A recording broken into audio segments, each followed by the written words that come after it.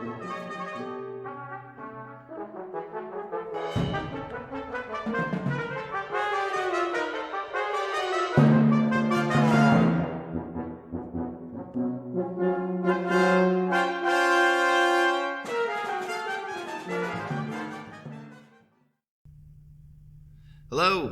welcome to another episode of FPC Talks.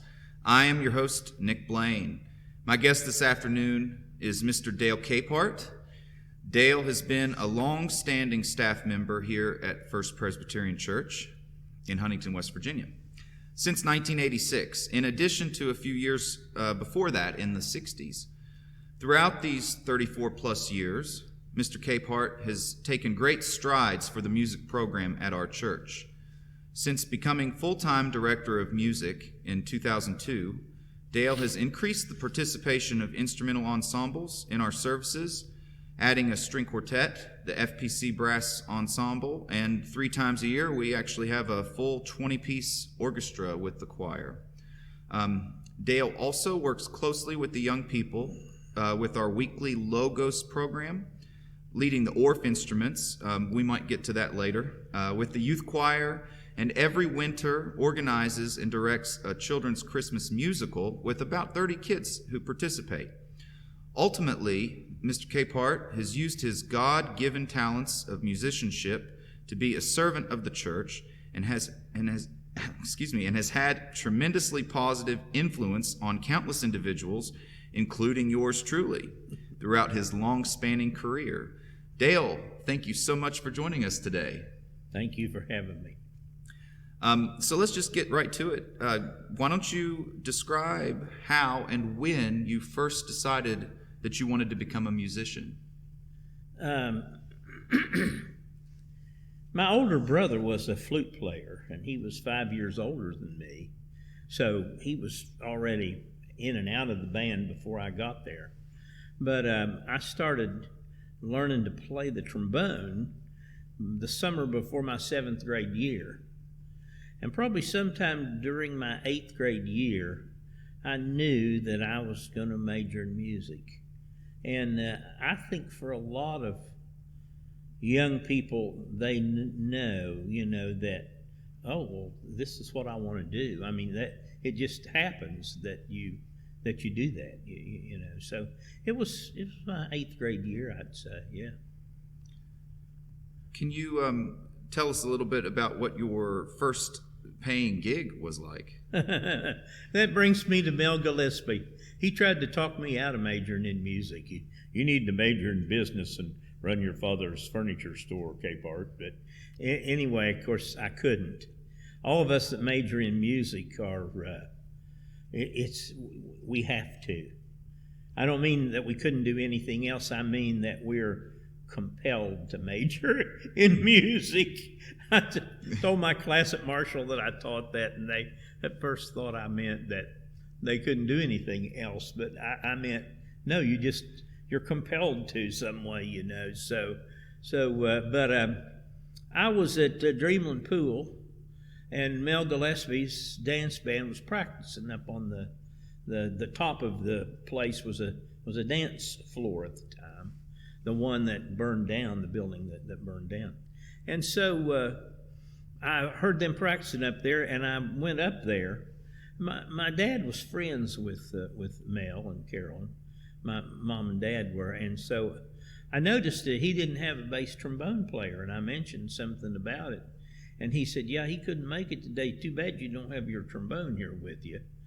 And I said, oh, I can go get my trombone. Oh, well, what are you standing here for? And I ran. I wasn't in a car yet. I was I don't think I was driving yet, or maybe I just didn't have a car that day. But I ran home, ran back with my trombone, and I got to play like 2 or 3 numbers with them before they broke up. So he took my phone number and said that he'd call me when he needed somebody to sit in. And so pretty soon I got a call. And I played a dance job. I think it was here in Huntington, and got paid for it. And I was a senior in high school. That was the summer before my senior year in high school. So that was the first job. And And wow, it was like $20. That was a lot in 1963. So was that maybe when you first had decided, yes, this is what I want to do? And I was going to ask next, were your parents supportive of your decision to go into music? Well, my parents were supportive of most all of us boys. 4 boys was in our family. I was the youngest. My brother was the next to the youngest. The one that played flute, he was 5 years older than me, and they supported what we needed to do, and so I played. I would have played for free, but of course I wasn't going to tell Mel that. So you were a senior in high school and started making some money playing music. Yeah. It was shortly after that you graduated high school and you went to Marshall. Well, my senior year in high school, I also directed the choir, the adult choir, at the Canova Presbyterian Church. And I got paid $50 a month for that. So I was already making money too in that, doing that as well as playing in Mel's band, Mm-hmm. So what did you ask me? I'm sorry. Well, I guess I was thinking of the transition, from being in high school and then deciding to go into music studies in college. Yeah. Well, my friend Dan Brees, who was the director here, and when I started at Marshall, that I came up here with him and assisted him here at First Church, and he said to me, I was already playing in the little Huntington symphony thing. It wasn't like the one we have now. It was just a community type thing. I was playing trombone in it because none of the trombone players at Marshall wanted to. So I was playing trombone in it and playing in Mel's band, directing the choir. And he said, Capehart, you play trombone about as well as you need to. Why don't you major in voice? And I had heard Leo and Perry sing and was really impressed, naturally, with the way Leo sounded. And so I thought about it a little bit, and I thought, well, yeah, that's probably good. So I majored in voice instead of trombone. And he also suggested that since we didn't have music theory at CK, too small a school to have music theory or music appreciation, that I take piano, 1 semester of piano in the summer, and audit something else. I forget what it was. Anyway, so I did that too, and I got in the good theory class because I had a pretty good ear. And when they tested us, I got in the upper theory class, so music theory, yeah. Great. What were some of your favorite classes and or teachers? Well, of course, in high school, you don't have a lot of choice. You have choir and you have band. Then we had a class for the stage band or dance band, But at Marshall, I was in the band the first year, but since I was a voice major, I kind of got too busy with the voice. And my favorite thing were my voice lessons. Because Leo didn't just have you sing through a song. He worked on how to sing.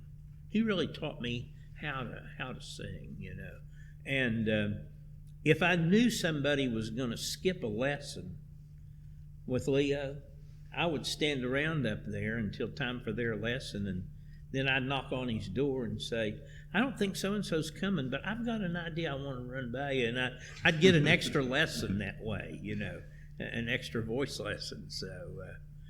But I owe everything to Leo and Perry for teaching me how to sing. Really wonderful. And I asked you about your favorite. Were there some classes that maybe were not so favorite? Least favorite, I should say. Oddly enough, sometimes choir was not my favorite class. And that's because I have this predilection for sacred music. I don't know what it is, but I like it better. And sometimes we were singing stupid stuff, in choir, corny arrangements of things, and I just really wanted to. So sometimes choir wasn't really my favorite thing, but the hardest thing, of course, is music theory. There's that old joke about the rocket scientists, and they're trying to explain something to them, and they're not getting it. And the teacher says, "Look, it's not music theory." It's an old joke among musicians, So, but I was pretty good at music theory, but that was a little more difficult, of course. So after Marshall, you had been you had been directing the choir. You said in Canova, and you had. I was here at the time at the church, and I was directing the 7th grade girls' bell choir, and I was directing the primary choir, that was before Logos. So we met on Sunday night, and I had 43 kids in the 1st, 2nd, and 3rd grade. 43. I had to have parents come and keep order while I taught them music and the songs we were going to sing and all. It filled the whole front of that balcony right up there. Yeah. The balcony used to go to the wall, Yeah. Filled that whole front section. And I would stand up there at the end and look down here. Lois was playing the organ accompanying us. And I would look down and direct her and have the kids turn towards me. But yeah, that was kind of the heyday of the church, 50s and 60s for most, churches, I'd say, mainline churches. And kind of get into that question about being a music teacher, because after college is when you started to, we went back to the Canova High School, and you were... So Canova High School, and I took over the choir program there. Mm-hmm. They needed someone to do the choir program, and I did the choir program there, and later on then moved to the band program, but not before I tried some things in between those two, because you just couldn't make a living as a teacher. Now, it's not, I don't know if it's quite as bad as it is today, but I remember I worked at Eastern Airlines part-time, while I was going to Marshall the last year or two. And Bob Dillard was the station manager for Eastern Airlines, and he sang tenor in the choir here. And so he hired me to do some stuff in the summer, and then finally they were getting more flights, so I worked on into the winter while I was teaching school. And the first year I got my W-2 wage statement at the end of the year, and I made more money working part-time for Eastern Airlines than I made teaching school. Mm-hmm. And I realized that my wife had a child by then. We had a child, actually. And I realized that if I was going to have a family, that I was going to have to find a way to make more money than that, Mm-hmm. And so I left teaching for a while and worked the insurance business. But I came back when Mr. Oshel decided to move to the central office. I came back to take the band at CK, which is something that I always wanted to do. And so, it paid a little better than just being a music or a choir teacher, a classroom teacher. The band director got an extra stipend and all. Mm-hmm. So, yeah. And you've told me before, you had quite a lot of students in the band, right? That were different classes that you had throughout the day, and you had a lot of students participating. Well, I had 200 in the band at CK, and Arnie always joked and said, I marched one year with 42 trumpet players in the band, and some of them could even play. And some of them could even play. Yeah.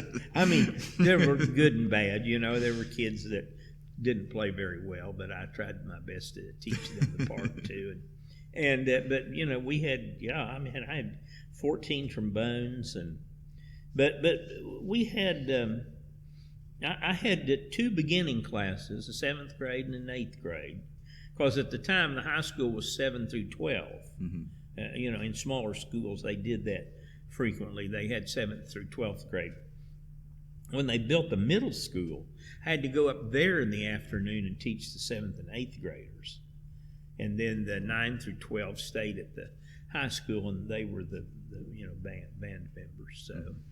But before that, I was there at the high school and junior high combination all day long, and I had 7th grade beginners, 8th grade band, and then the high school band. I had stage band, and some years I taught a music appreciation class if I had enough kids who were interested in taking it. A little music theory, a little music appreciation. So,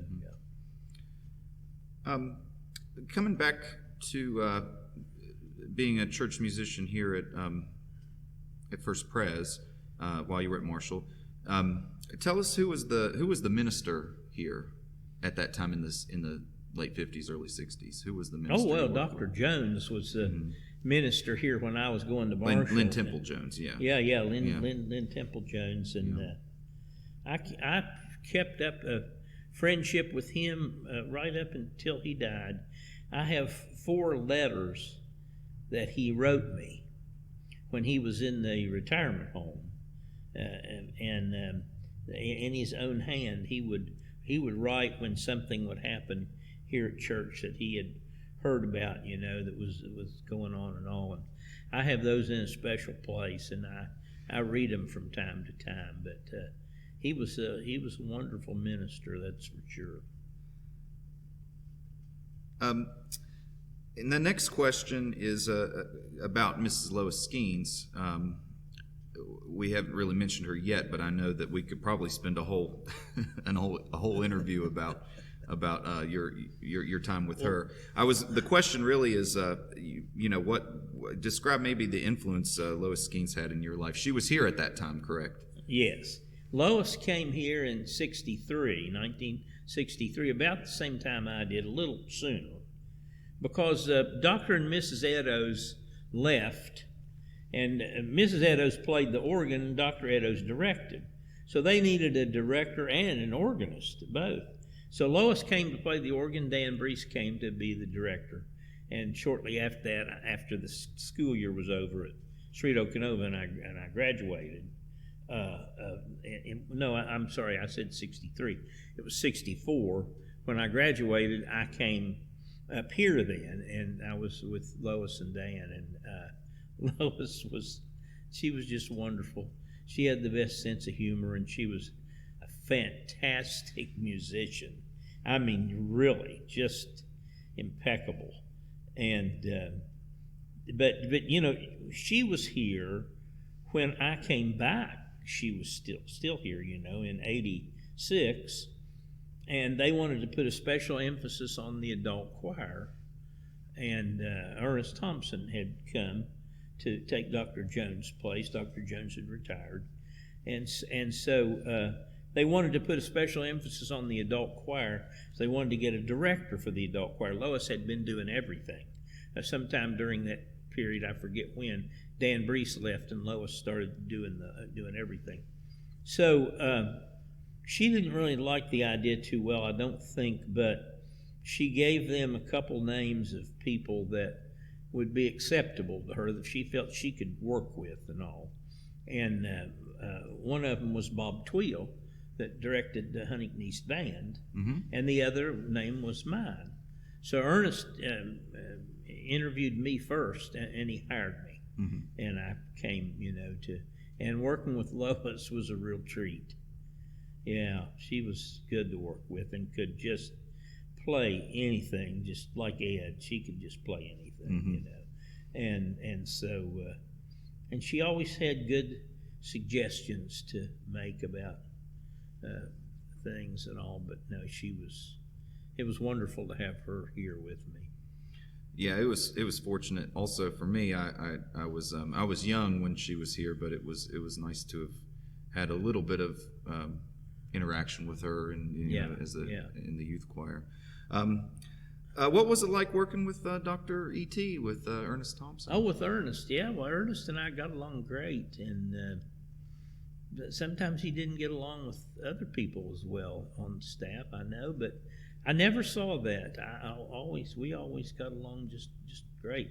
I didn't go to staff meetings because I was just part-time while he was here, and I didn't go full-time until later when Roger Raby was here. They decided that they would make me full-time if I would do that. So, you know, but Ernest was good to work with. Yeah, and then that was going to be my next question. The next minister in line was Roger Raby. What was it like to work with Roger? And that was right when you started your full-time in 2002, but he had been here for a little bit. He had been here for a while, and I was part-time, and we decided that there was a role for me full-time, and so they hired me full-time. But I had already been here working with him for a few years. I forget exactly when he came, but anyway. Yeah, so, and I'm working with, of course, Roger and I had, it was a little bumpy at first, but we finally ended up, we were great friends. Roger said on his final Sunday that he said he'd take Dale Capehart with him if I'd go to where he was going. You know? Yeah. We both grinned and laughed about it, but I think he probably meant that. He and I really worked well together. Yeah. After Dr. Raby was here, we had. I should have put Amy on here. Actually, I was going to ask about Skip later, but there was the interim minister. I wasn't here at the time. Oland what was? Well, now. We had an interim that was Roland Purdue. Oh, I didn't put Roland on. You didn't put Roland on there. What was it? Let's do Roland, that. That was great. Working with Roland. So just super, and actually, then working with Olin was also really good. Yeah. So both the interims that I worked with during this 35 years were excellent. And you know, luckily this time Skip could be his own interim. We didn't have to call an interim before Dr. Parrish came, right. Or Dr. Bridges came. Right. Yeah, let's skip then to Skip actually, because most recent minister we had, and you had a long relationship with him. I mean, he was here for 18 years. So yeah. What was it like to work with Skip? Well, Skip was he was so willing to collaborate that it was just wonderful. And he liked to collaborate on things and talk about how we could do this or how we could do that. And he thought outside the box really well. And he would... And I never saw anyone that was able to bring two people together that disagreed. I never saw anyone that was able to do that any better than Skip. He just was excellent at seeing both sides of the picture and coming to some agreement that would work for both parties. It was amazing. I have to agree with that, with all of that. Coming now with our new minister, Dr. Parrish Bridges, and so far working with him has been pretty pleasant. Would you agree? That was a wonderful choice, and I wondered if I would ever find anyone that was easy to work with as Skip, but I think Parrish is really easy to work with too. I really like him. So we've been in this quote unquote pandemic, this terrible events that's been taking place. So I wanted to talk a little more about Logos, and hopefully at this current time, we don't have Logos, but hopefully that'll come back very soon.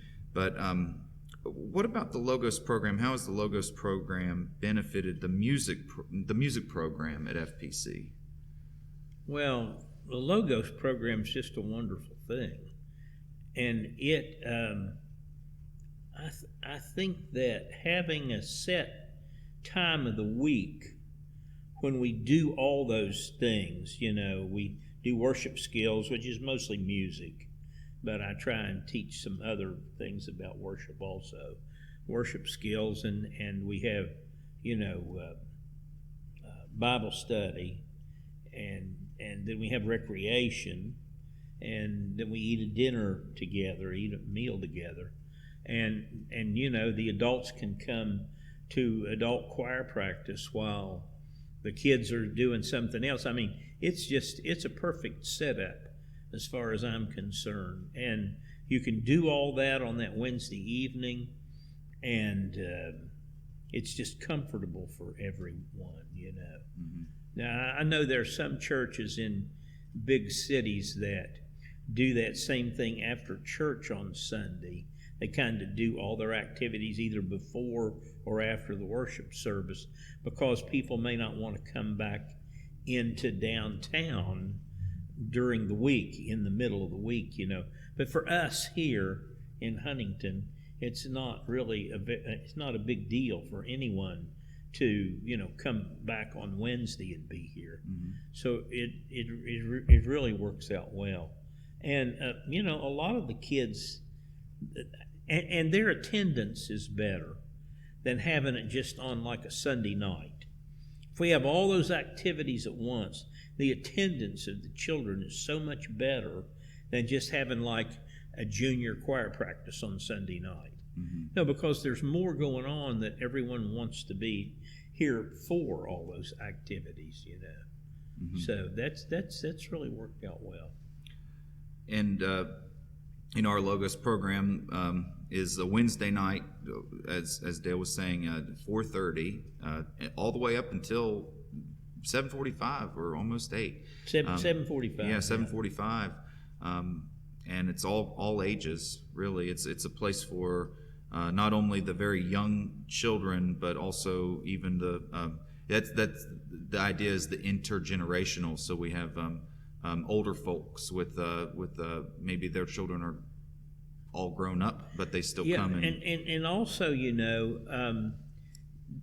lots of families don't eat dinner around the dinner table any longer because everybody has this activity or that activity. So we have that table parents and children of different ages around the table.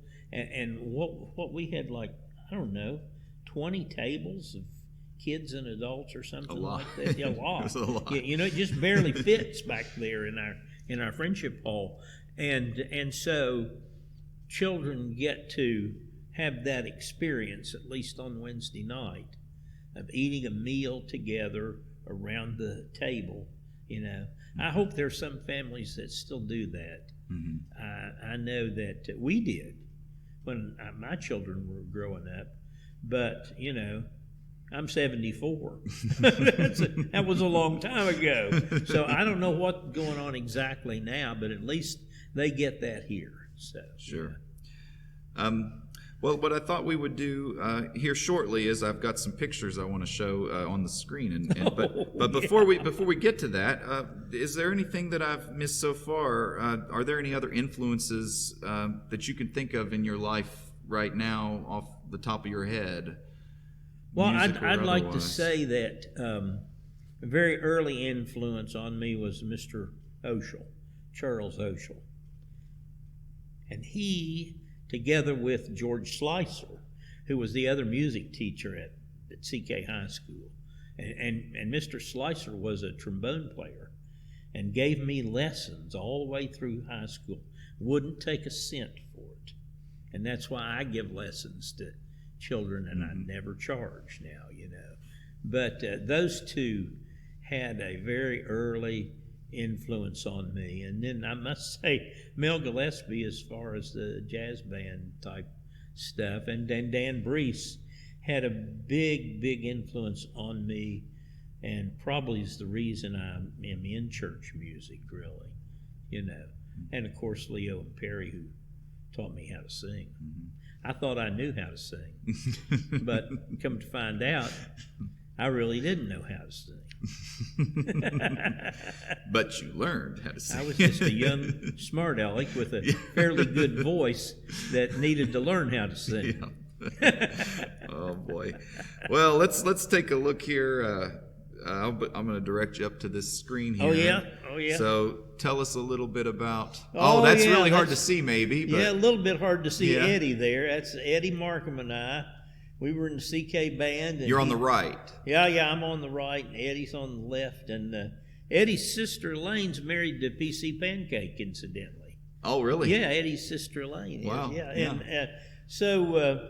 but that we took that right out in front of the high school one year when we both managed to get there together. And Eddie's dad was sort of a photographer, so he took that picture. Okay. Yeah. Let's look at another one here. You were just telling me about this off camera. Oh yeah. In 1963, the 100th anniversary, I believe, of the state of West Virginia, the showboat Rhododendron traveled all around West Virginia along all the rivers, and it was made to look like a showboat. It didn't have any engines or anything, but it looked like a paddle wheel thing.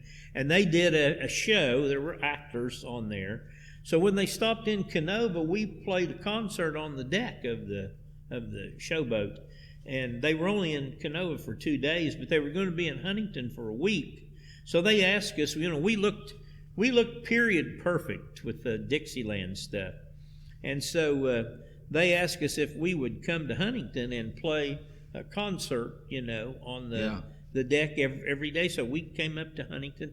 I was a senior that year, but behind me, if you'll show Let's look that at one again, more time, yeah. But behind me is that's the pier, one of the piers of the old bridge running from here to Chesapeake, the one that's not there now.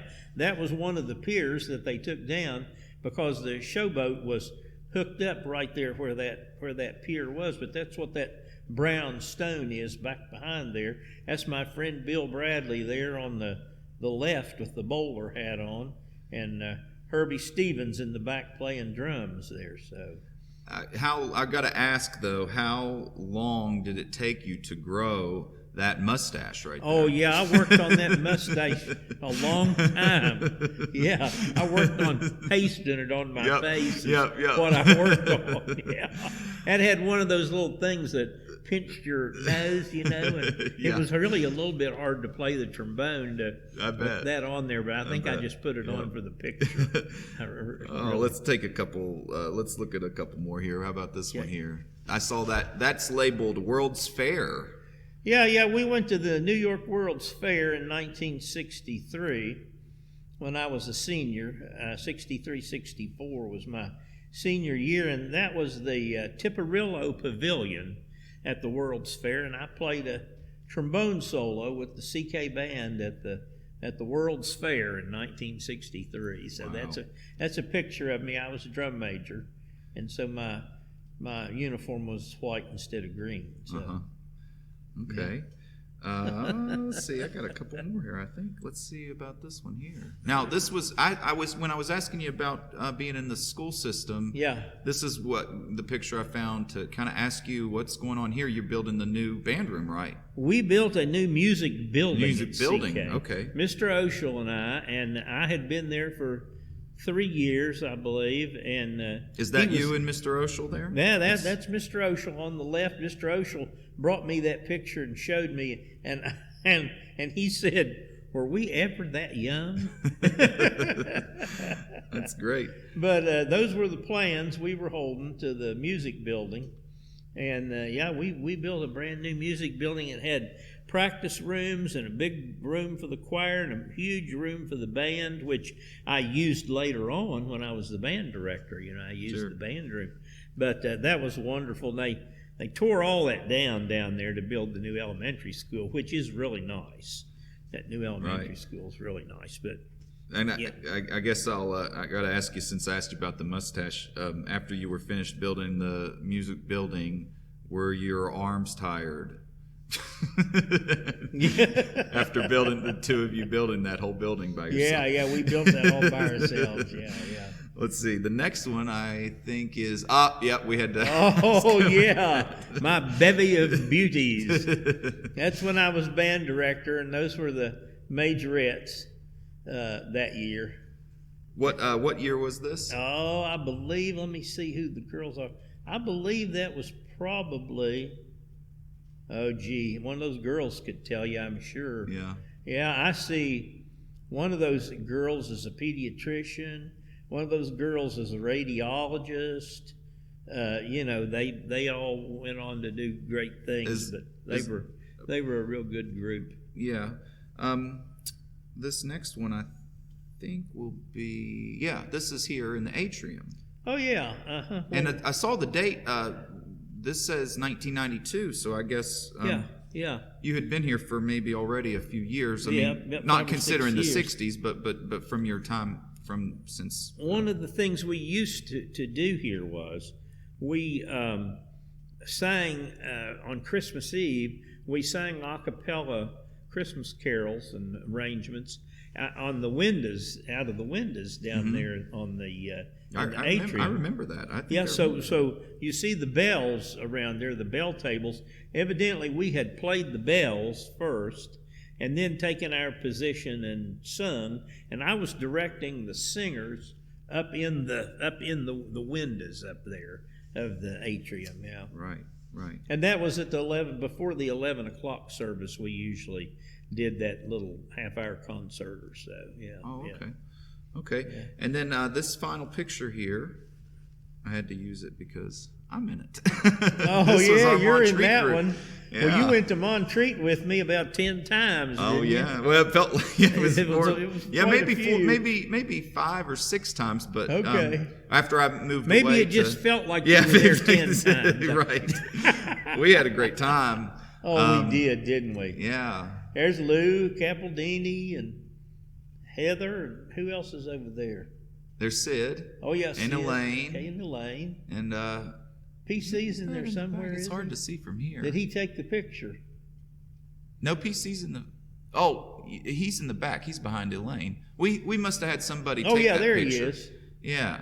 We must have had somebody take that picture. This picture. I think we did, yeah. This is probably from about, 2000. That was about 2003, maybe. Maybe something like that. 2004, maybe. Yeah. Yeah, I remember Lou asking me, had I ever been to Montreat?